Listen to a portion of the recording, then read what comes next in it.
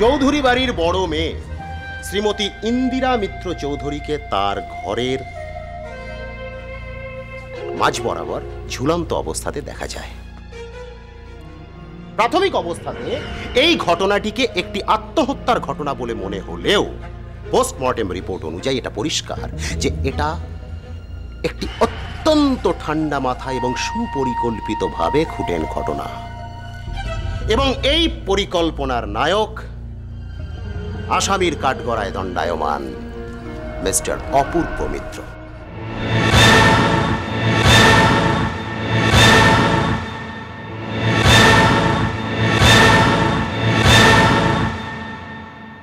Objection your honour, উনি কিন্তু অপূর্ব মিত্রকে পরিকল্পনার নায়ক হিসেবে বলে ঠিক করছেন না।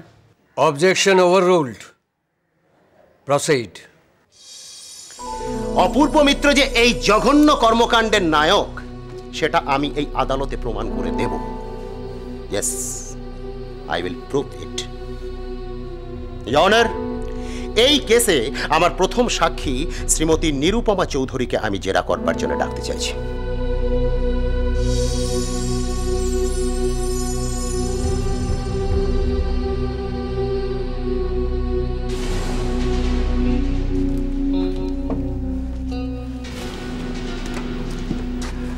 বলুন, যা বলিব সত্য বলিব, সত্য বই মিথ্যা বলিব না। যা বলিব সত্য বলিব, সত্য বই মিথ্যা বলিব না।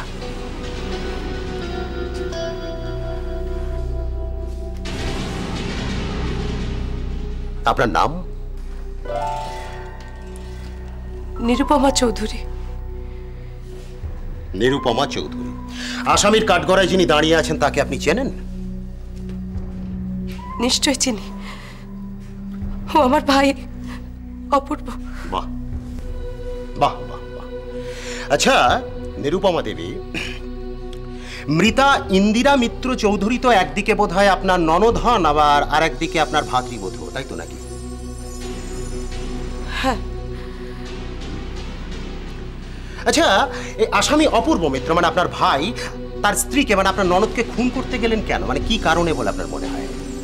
অবজেকশন ইওর অনার, মিস্টার গুপ্ত কিন্তু কথার জালে সাক্ষীকে একটু কনফিউজ করে দেওয়ার চেষ্টা করছেন। Objection sustained. মিস্টার গুপ্ত, সাক্ষীকে বিভ্রান্ত না করে সোজাসুজি প্রশ্ন করুন। Yes your honour. আচ্ছা মিসেস চৌধুরী, আপনি তো আপনার ভাইয়ের এগেনস্টে বোধহয় থানাতে একটা এফআইআর লিখিয়েছিলেন, তাই তো? হ্যাঁ, আমি লিখিয়েছিলাম। কেন? মানে আপনার কি সন্দেহ হয়েছিল যে এই জঘন্য কর্মকাণ্ডের জন্য আপনার ভাই দায়ী? চুপ করে থাকবেন না, ডোন্ট কিপ ইয়োরসেলফ সাইলেন্ট। আপনি এখানে বলুন যে আপনার কেন সন্দেহ হয়েছিল আপনার ভাইকে, যে সন্দেহের বশবর্তী হয়ে আপনি নিজে গিয়ে থানাতে এফআইআর লিখিয়েছিলেন আপনার ভাইয়ের এগেনস্টে।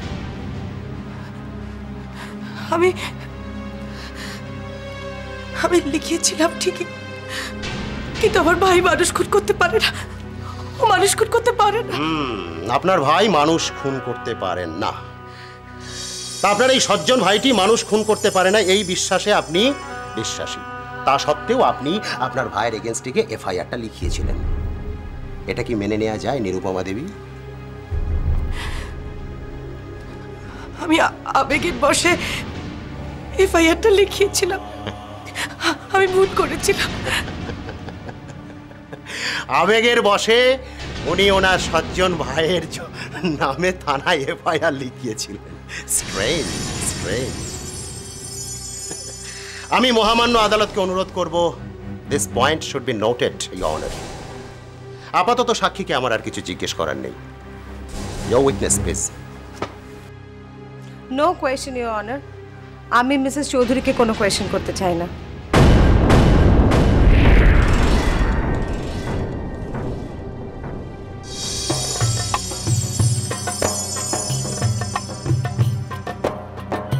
মা মা দুর্গা, সকলকে সুবুদ্ধি দাও, আমার ছেলেটা যেন পাস করে যায়, ফেল না করে। আমি মুখ দেখাতে পারবো না লোকের কাছে।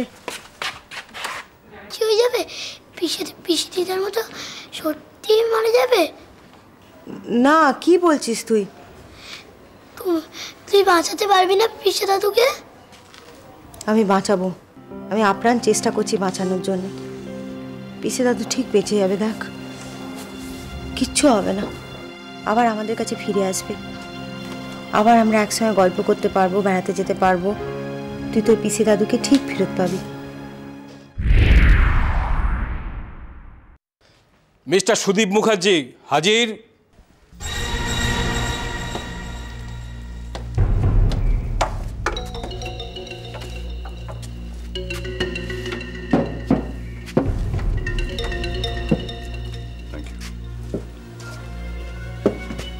বলুন, যা বলিব সত্য বলিব, সত্য বই মিথ্যা বলিব না। যা বলিব সত্য বলিব, সত্য বই মিথ্যা বলিব না।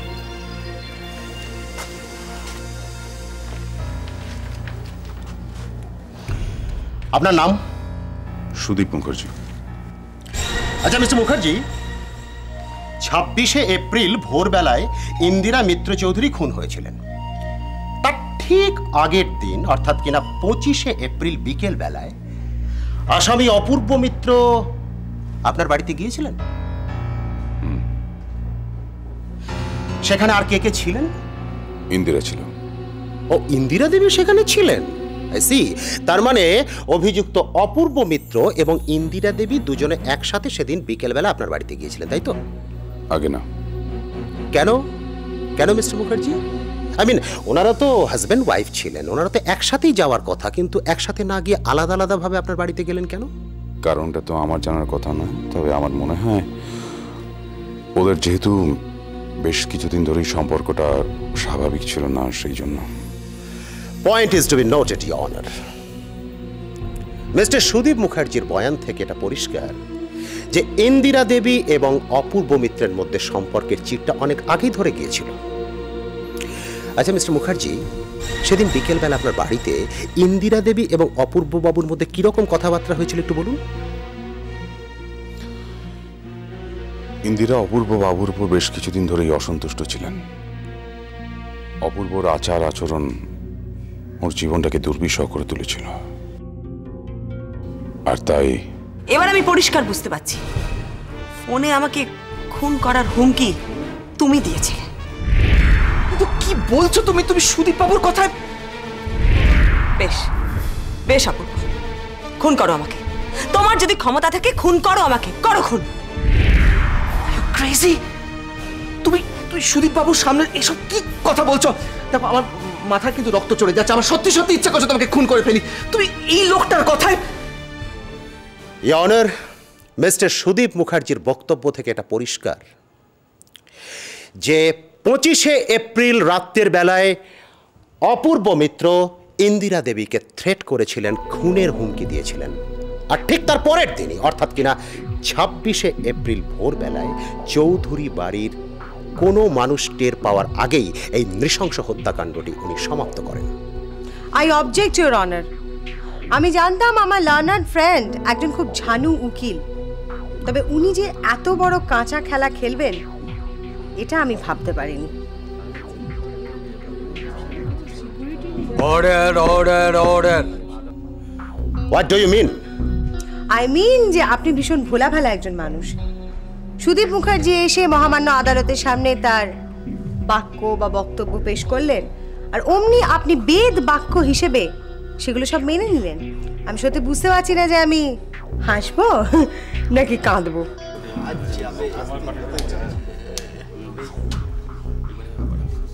Order order order.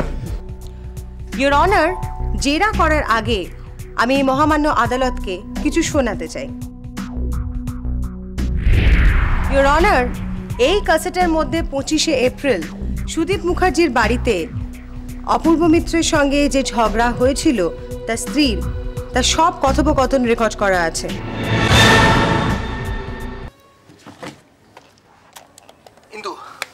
কিন্তু আমি অন্য আরেকজন আই স্পেশালিস্টকে নিয়ে আসতে পারি, আমি এনে প্রমাণ করে দিতে পারি যে পুরো ব্যাপারটা সুদীপ বাবু সাজাচ্ছেন।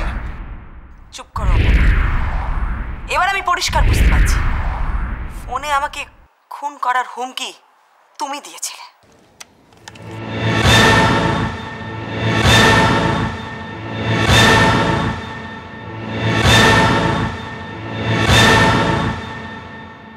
ইওর অনার, সুদীপ মুখার্জি নিজে এই ক্যাসেটটা আমার হাতে তুলে দিয়েছিলেন। উনি বলেছিলেন যে ওনার বাড়িতে ওনার স্ত্রীর সঙ্গে বা ওনার এক্স ওয়াইফের সঙ্গে অপূর্ব মিত্রের যা ঝগড়াঝাটি হয়েছে সেটা উনি আমাকে শোনাতে চান, এবং তার সঙ্গে এটাই বলেছিলেন যে এই কেসের সঙ্গে অপূর্ব মিত্র জড়িত আছে, এবং আমি এটা কেন বিশ্বাস করব? এই ক্যাসেটের জন্য। ইওর অনার, আজকেই মহামান্য আদালতে সুদীপ বাবুর বয়ান আর ডিফেন্স কাউন্সিলের দেয়া ক্যাসেটের বয়ানের মধ্যে কোনো অমিল নেই। আর এ থেকে এটাই প্রমাণিত হয় মিস্টার যে গুপ্ত, আপনি আবার ভুল করছেন। প্রত্যেকবারই আপনি ভুল করেন। যাকে থাক, এই ক্যাসেট থেকে একটা জিনিসই প্রুভ হচ্ছে, সেটা হলো যে সুদীপ মুখার্জি প্রি প্ল্যান করে এই ক্যাসেটটা বানিয়েছেন। আমি যখন মিস্টার মুখার্জিকে জিজ্ঞেস করলাম যে আপনার স্ত্রীর সঙ্গে অপূর্ব মিত্রের যে ঝগড়া হবে, একে অপরকে যে থ্রেট করার কথা বলবে, সেটা কি আগে থেকে আপনি জানতেন? সেই জন্য কি আপনি ক্যাসেটটা রেকর্ড করেছিলেন? আর উনি তখন আমাকে বলেছিলেন না। তাহলে ঠিক ওই সময় ওই ঘরে উনি উপস্থিত থেকে কি করে ক্যাসেটটা রেকর্ড করলেন?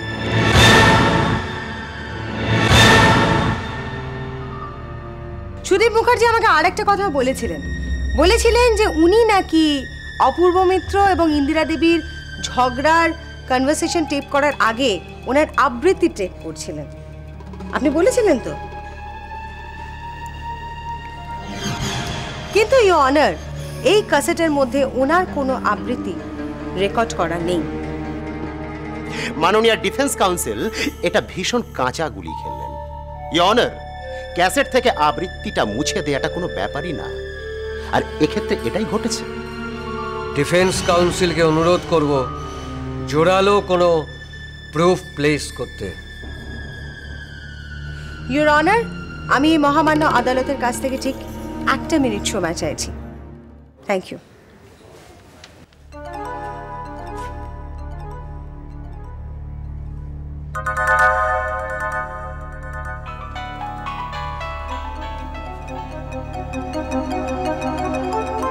সুদীপ বাবু, আপনি ঠিক এক্স্যাক্টলি যেরকমভাবে দাঁড়িয়েছেন ফোনটা ধরে, ওরমভাবে দাঁড়িয়ে থাকুন।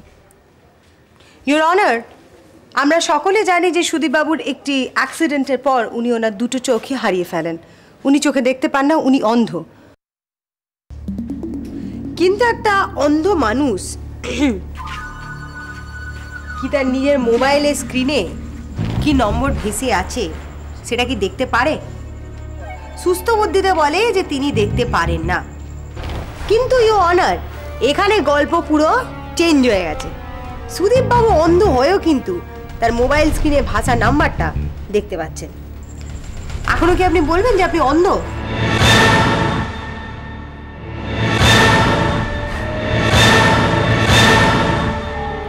না, সবটাই কিন্তু আপনার ভান।